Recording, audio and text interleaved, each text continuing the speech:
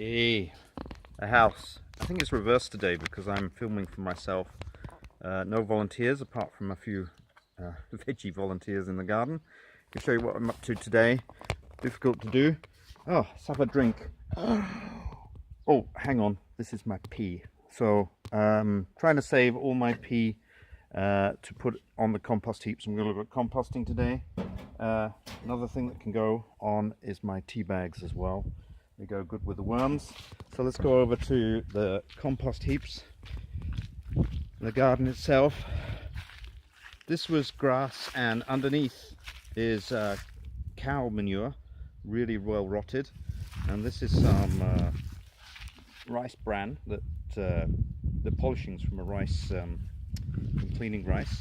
And I'm just going to show you how to get my compost started. It got very dry over the time I was gone away. But now I'm here, I'm going to try and get it started again. So tea bag can go in, PP can go in, and then what I do is generally add some of this, I might add some cow manure as well, but this is chicken manure, onto here, which means that it kind of gets it going. And then I've been just trimming around the garden, trying to avoid the flowers as much as I can. And I've collected a big pile of green composting stuff. I don't really have many rules for my composters. I've seen other websites where it's kind of complex to compost things. I just chuck everything in. And as you see, I'm going to try and keep this guy going.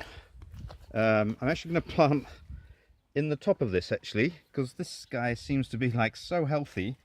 And I've got some other volunteer plants and some other zucchini and pumpkin that actually I don't mind to train over the back of this compost heap and just let them go. And obviously it keeps in a lot of the, look how that soil is really coming through there. Look how many worms there are. Look, just that's a native worm, and this one is a red regular that is a composting worm. So this is actually thriving with worms. So I'm actually going to make this as a growing bed too, a very, very big raised bed. I've even got a pumpkin coming out the side here. And so I'll keep those guys going and be careful of those. So I'm going to put in some of this chicken shit, and I put a sprinkle over like this, and then maybe one more,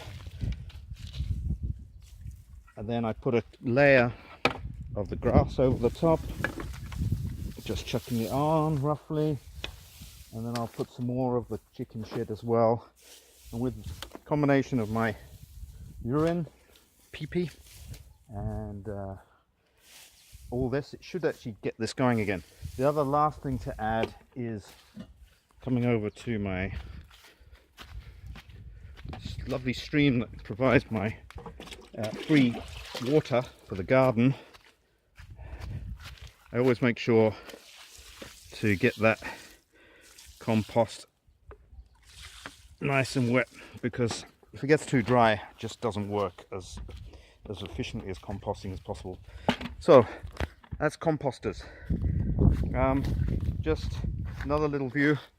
This is my field of potatoes, and you can see they've all come up.